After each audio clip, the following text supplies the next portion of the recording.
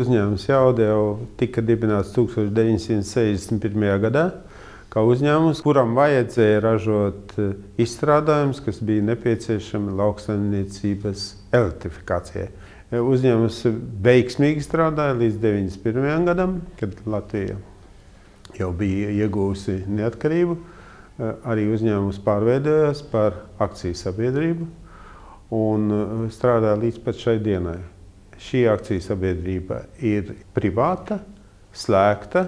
Visi akcionāri praktiski tie, kas strādājuši Jaudā vai arī strādāja Jaudā. Lielā, kā teikt, mērogā sakot, produkcija ir vajadzīga, lai izveidotu elektrifikāciju vai nodrošinātu elektroenerģijas piegādi, sadali un uzskaiti jebkurā Latvijas reģionā, jebkurā Latvijas vietā. Tie ir dažādi veidi sadales skapji, uzskaites skapji, cilpu kastes, speciālas ierīces, kas ir domātas automatizācijai un procesu veikšanai, kā arī ļoti lielu daudzumu tagad dotajā momentā ieņem transformētāju apakšstacijas, kas ir vidējā spriegumā transformētāju apakšstacijas, kuras mēs ražojam gan priekš Latvijas, gan Krievijas, Moldāvijas, Baltkrievijas, un pēdējā laikā ļoti svarīgi mums ir Somija.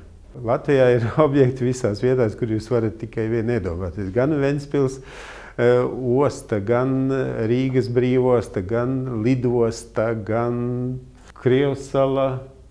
Vispār visā Latvijā mūsu objekti ir. Jā.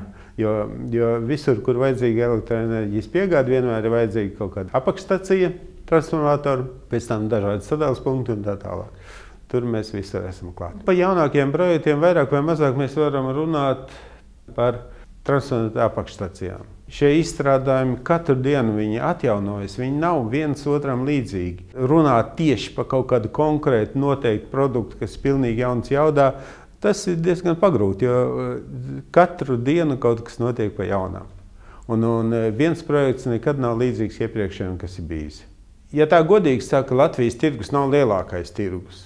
Diezgan ir saspringts, un tāpēc ikdienā jādomā par produkcijas pašmaksas pazemināšanu, jo konkurentu ir pietiekoši. Un tāpēc mēs pastāvīgi domājam par šo procesu automatizāciju, ātrāku izpildīšanu, kvalitatīvāku izpildīšanu, un tāpēc mēs esam vairāk reizes saistījušies ar Latvijas attīstības aģentūru un investīcijā aģentūru. Ar viņiem esam veidojuši vairākus projektus, lai Jaudu pārveidot par progresīvu uzņēmumu, maksimāli efektīvākajām iekārtām, kādas vispār eksistē arī pasaulē, un tādas iekārtas mums Jaudā arī ir.